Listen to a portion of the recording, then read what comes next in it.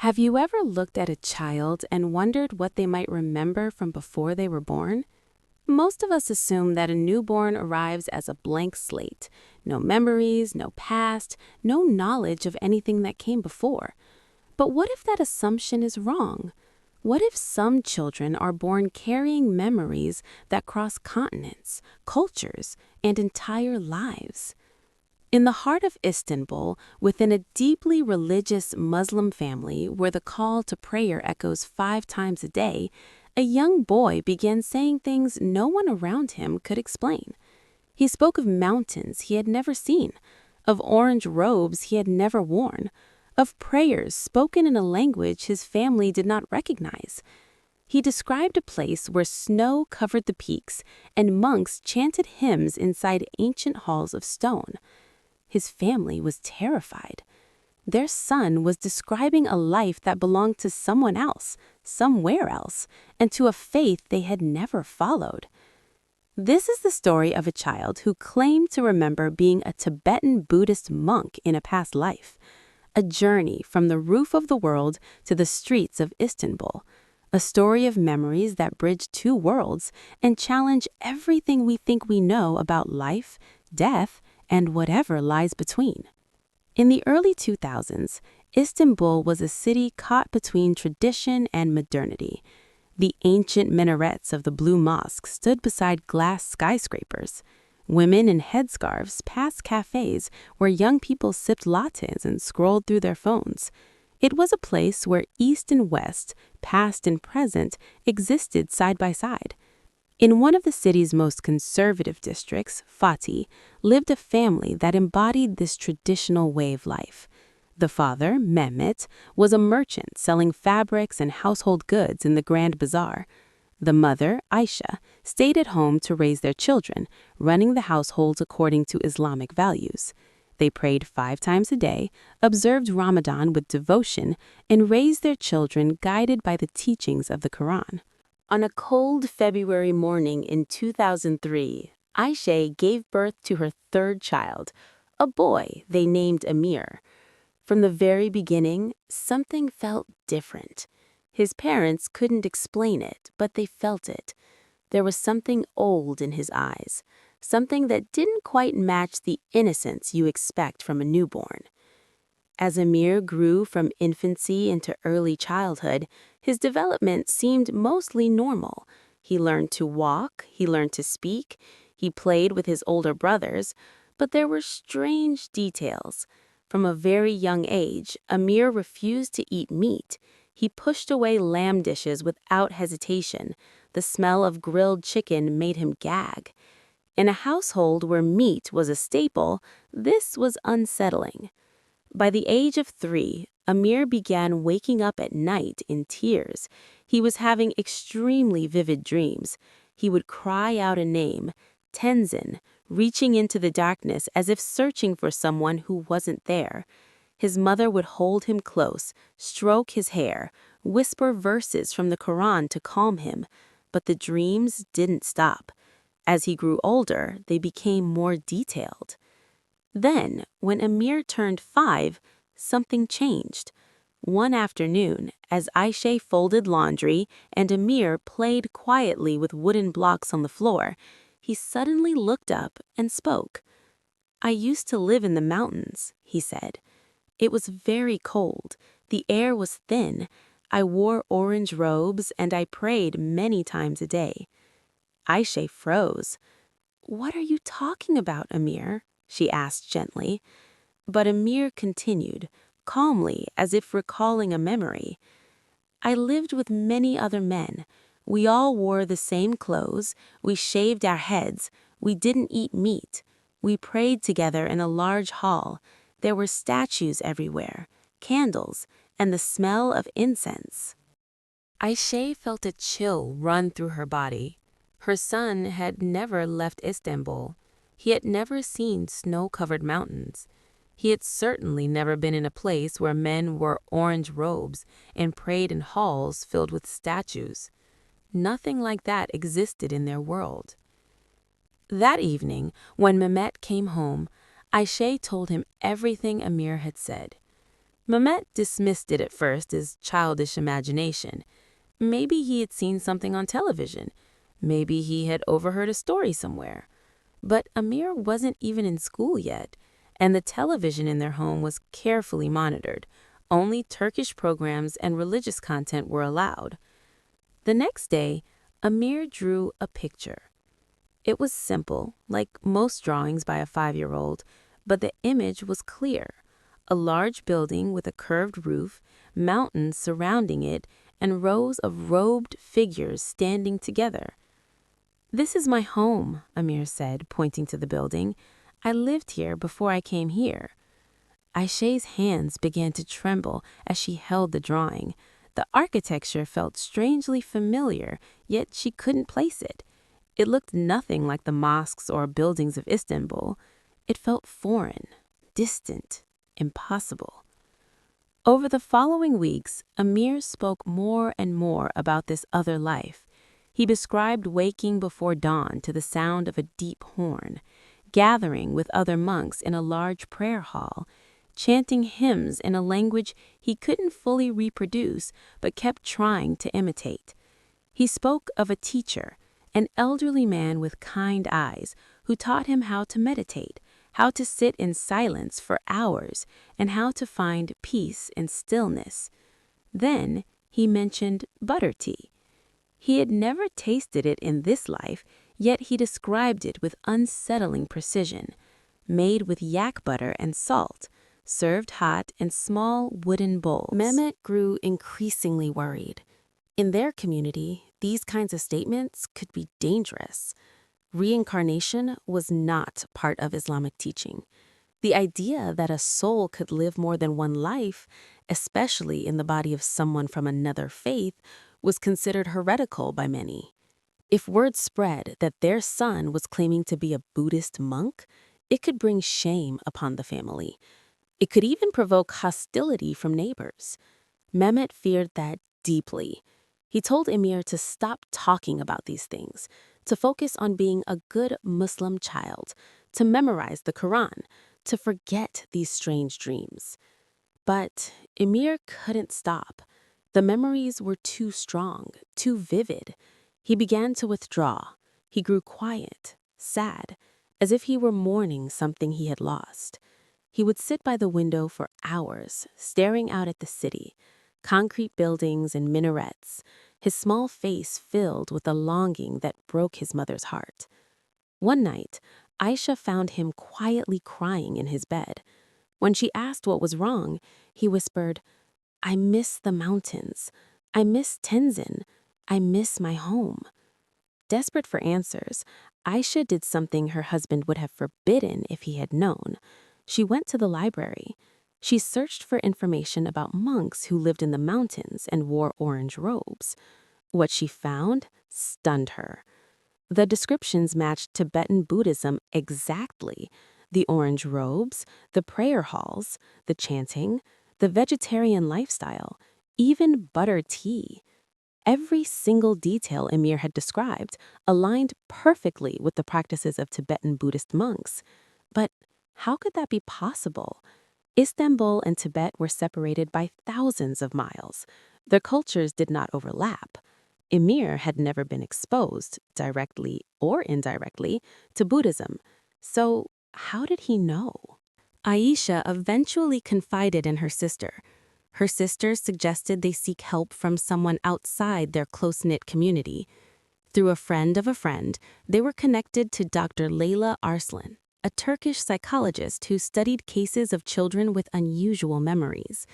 Dr. Arslan was familiar with the work of researchers like Ian Stevenson, who had documented children around the world claiming to remember past lives. She agreed to meet Emir. In the spring of 2008, when Emir was just 5.5 years old, Dr. Arslan visited the family's home. While Aisha watched anxiously from the doorway, Dr. Arslan sat with Emir in the small living room. She asked gentle questions, careful not to lead him or suggest answers. "Can you tell me about the place you remember?" she asked. Emir nodded. For the first time in weeks, his eyes lit up. "It was very high," he said. "The sky was very blue, but it was hard to breathe. There were huge mountains with white peaks all around. The building where I lived was red and gold with many floors. Every day we climbed stairs to reach the prayer hall. He went on to describe the daily routine of a monk with striking accuracy. Waking before sunrise, washing in cold water, gathering for morning prayers, studying texts written in a script he couldn't read in this life, eating simple meals made of barley and vegetables, sitting in silence for hours, meditating. He spoke of festivals where they wore elaborately crafted ceremonial robes and masks, of long horns and drums, of dances performed in patterns passed down for centuries. Dr. Arslan recorded everything. She took detailed notes. Her initial skepticism was slowly giving way to something else, quiet astonishment. Then Emir said something that froze everyone in the room. "My name was Lobsang," he said. "I was a teacher. I taught young monks how to meditate, how to control their breathing, how to calm their minds. I lived there for many, many years. I grew old. Then my body stopped working. I remember lying in my small room. Everything became very bright. And then I was here." The atmosphere in the room shifted. Dr. Arslan decided to ask for something more specific, anything that could be verified. Did he remember a name or a place? Emir paused. His small eyebrows tightened in concentration. "The monastery was called Ganden," he said.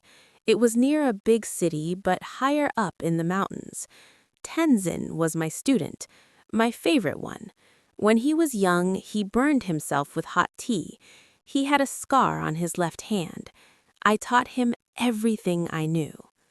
Dr. Arslan's heart began to race. Ganden Monastery is one of the most important monasteries in Tibetan Buddhism. It is located near Lhasa in Tibet. During the 1960s, it was severely damaged during the Chinese Cultural Revolution and later rebuilt. Many monks fled to India at that time, some to places like Dharamsala, where the Dalai Lama established the Tibetan government in exile. If there was any truth to what Emir was saying, there might be records, or even people who remembered a monk named Lobsang. Over the next year, Dr. Arslan worked tirelessly to investigate Emir's claims. She contacted scholars of Tibetan Buddhism, reached out to organizations supporting Tibetan refugees, and eventually established contact with the Tibetan community in Dharamsala, India. She explained the situation in detail. A young boy from Turkey was claiming to remember being a monk named Lobsang from Ganden Monastery.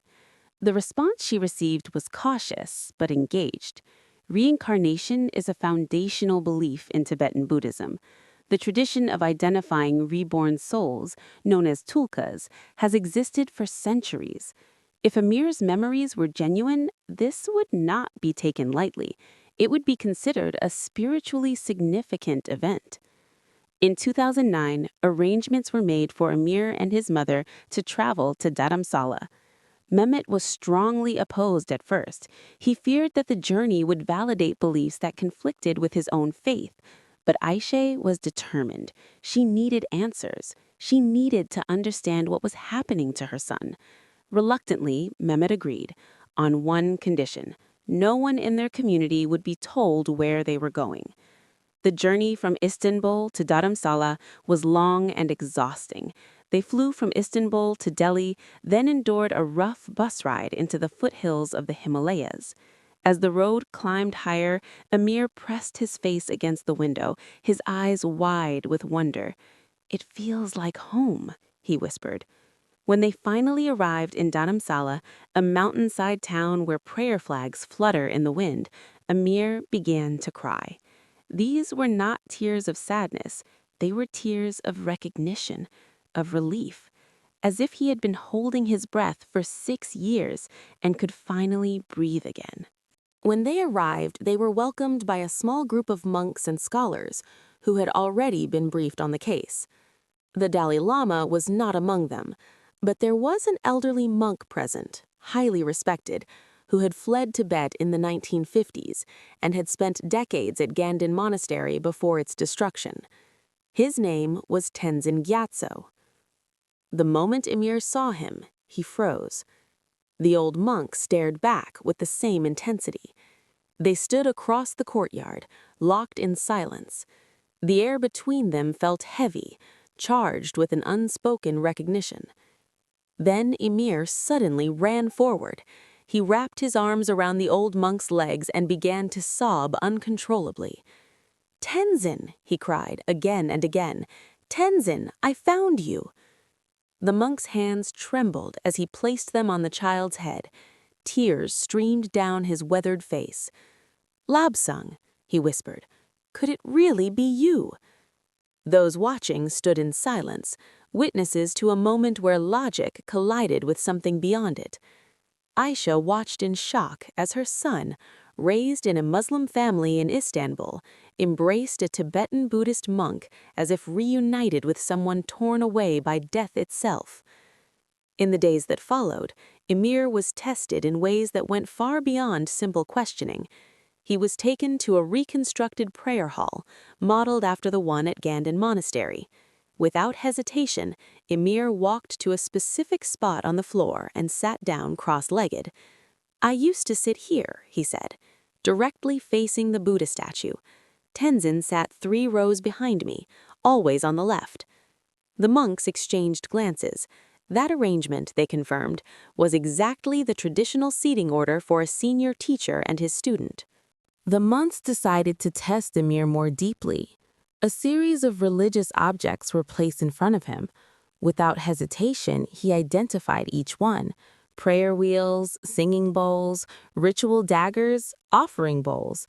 He didn't just name them, he explained what each was used for.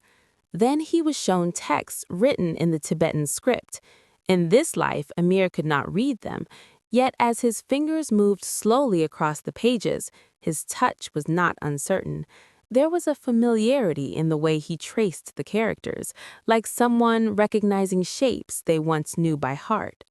When the monks began to chant, Emir closed his eyes. His lips started to move. He matched their rhythm, forming sounds in a language he had never been taught. The words aligned with the chant. But the most unsettling moment was still to come. Emir was introduced to a monk with a visible burn scar on his left hand. The child looked at the scar, then at the man's face. "You burned yourself when you were young," Emir said softly. "With butter tea. I was there. I applied medicine and wrapped it with cloth." The monk went pale. His name was Tenzin. His voice trembled as he spoke. "How could you possibly know that? Only Lobsang and I knew. I never told anyone. I was ashamed." At that point, denial became impossible. Emir knew things no outsider could ever know. He described the layout of the old monastery before its destruction, details that matched historical records and the fading memories of elderly monks who had once lived there. He named specific teachers who had died decades before he was born. He recalled ceremonies, events, and personal moments that had never been written down, memories that existed only in the minds of the oldest generation. This was no longer just a story. It was becoming something far more difficult to explain. Within the Tibetan community in Dharamsala, conversations began to shift from whispers to serious discussion. The possibility that Emir might be the reincarnation of Lobsang, a respected teacher who had died in 1988, 15 years before Emir was born, was no longer dismissed. In Tibetan Buddhist tradition, high-ranking lamas are often believed to be reborn. Their return is not random. It is recognized through signs, visions, and a careful process of observation and testing. Emir's case, however, was highly unusual. He had been born into a completely different culture, raised in a Muslim family, far from the world of Tibetan Buddhism. And yet, the evidence was too strong to simply ignore. For Aisha, the experience was both illuminating and deeply conflicted. She loved her son and wanted him to be at peace. In Dharamsala, she could see the change in him clearly. He seemed alive in a way she had never seen before, lighter, calmer. The sadness that had followed him in Istanbul appeared to lift, like morning fog dissolving in the sun. But fear remained. How could she reconcile this with her faith? How could she return to Istanbul and raise a Muslim child who might also carry the memories of a Tibetan Buddhist monk? The monks approached her with compassion and patience. They explained that reincarnation, in their understanding, was not about religious labels or identities. It was about the continuity of consciousness, the idea that the soul moves through many lives, learning and evolving over time. They told her that Emir did not have to choose between who he was now and who he might have been before. He could honor both. Being Muslim and acknowledging Lobsang's memories were not contradictions. The soul, they said, was larger than any single belief system. When it was time to leave, Emir refused to go. He clung to Tenzin, begging to stay. He said he didn't belong in the crowded streets of Istanbul. He belonged here, in the mountains. But Aisha knew the truth. No matter how much Emir remembered, this was not the life they could live. They had to return. She promised him they would not deny his memories. They would find a way to honor them. The journey home was silent. Emir stared out the airplane window as the Himalayas disappeared beneath the clouds. His small face carried a grief far too deep for a 6-year-old. When they landed in Istanbul, the noise and chaos of the city felt overwhelming after the stillness of Dharamsala. Emir withdrew again, becoming the quiet, sorrowful child he had been before the trip. But something had changed. Aisha began to change as well. She started reading about Buddhism in secret, trying to understand the philosophy that had shaped the life her son remembered. Compassion, impermanence, the idea that suffering comes from attachment. She continued practicing Islam, but within these teachings, she found a wisdom that resonated deeply. She realized that faith was not as rigid as she had believed, that there was space for mystery, for experiences that did not fit neatly into doctrine. She spoke with Mehmet. Though he struggled to accept what had happened, he could not deny the transformation he had seen in their son after Dharamsala. Quietly, they reached an agreement. They would allow Emir to remember. They would let him honor his past, but privately. In public, Emir would remain a Muslim child. He would go to the mosque, he would study the Quran. But at home, Aisha would let him speak of Lobsang, of the mountains, and of the life he believed he had lived before. As Emir grew older, the memories began to fade. This is common in cases involving children who recall past lives. As the new life takes hold, new experiences, new relationships, the intensity of remembering gradually diminishes. By the time Emir was 10, he rarely spoke of Lobsang or the monastery. The memories were still there, but buried beneath the layers of a growing identity. They no longer dominated his thoughts. Yet something remained. A gentleness, a depth of compassion unusual for his age. He remained vegetarian, unable to force himself to eat meat, despite his father's insistence. He was drawn to silence. He continued to meditate, no longer in a monastery, but privately in his room. He treated everyone he met, especially the elderly, with an uncommon respect.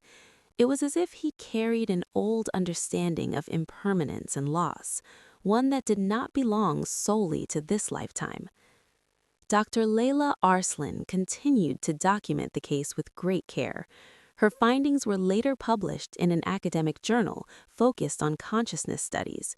The Emir case became one of the most compelling examples of cross-cultural reincarnation, suggesting a soul that crossed not only geographic borders, but religious and cultural ones as well. The case challenged the idea that reincarnation, if it exists, follows neat or predictable patterns. It suggested that consciousness may be far more fluid than we imagine, far less confined by human identities, beliefs, or traditions. For the Tibetan monks in Dharamsala, Emir's story was a gift. It reaffirmed their belief in the continuity of the soul, in death not as an ending, but as a transition. Tenzin, the elderly monk who had once been Lobsang's student, often spoke of Emir in his teachings. He described their meeting as one of the most profound spiritual experiences of his life. He said it renewed his faith, deepened his commitment to practice, and reminded him that bonds formed in one life may echo into the next. And what about Emir himself? Today, he is a young man living a quiet life in Istanbul. He works, he has friends, and like anyone his age, he navigates the complexities of modern life. From the outside, there is nothing unusual about him. But those who know him well say there is something different, something old and quietly wise that surfaces in moments of silence. He does not speak publicly about his memories. He has chosen to keep that part of his life private. Still, he has returned to Dharamsala twice more, once as a young teenager and again in his early 20s. Each time he describes the same feeling, a familiar pull, a sense of coming home. Emir has found a way to live between two worlds. He honors the Muslim family that gave him life in this body and the Buddhist teachings that he believes shaped his soul in another time. In the mornings, he meditates before the call to prayer. He sits quietly before the city wakes and the noise begins. He says he has learned that identity is not fixed, that we are more than the sum of our current circumstances, that the soul carries echoes of every life it has lived, and perhaps some people are simply more attuned to hearing those echoes than others. This is the story of a child who remembered the mountains, a soul that traveled from Tibet to Turkey, carrying memories across lives, cultures, and beliefs. A story that challenges what we think we know about who we are, about what continues beyond death, and about the invisible threads that bind us to the lives we live and the people we love. Whether or not you believe in reincarnation, Emir's story invites a single question. Are we more than we appear to be? Perhaps beneath the surface of this one lifetime lie layers of experience, memory, and identity that stretch far deeper than we can imagine. And if that is true, then maybe death is not the ending we fear. Maybe it is only a doorway, a passage from one form to another, from one life to the next. Maybe those we have loved and lost never truly disappear. Maybe they return, again and again, in different bodies, in different places, in different times. And maybe a child in Istanbul, speaking of mountains he has never seen, is telling us something profound about the nature of existence, that we are all travelers on a journey that does not end with the final breath, that the spark of awareness, the consciousness that makes us who we are, continues, remembering, returning, endless.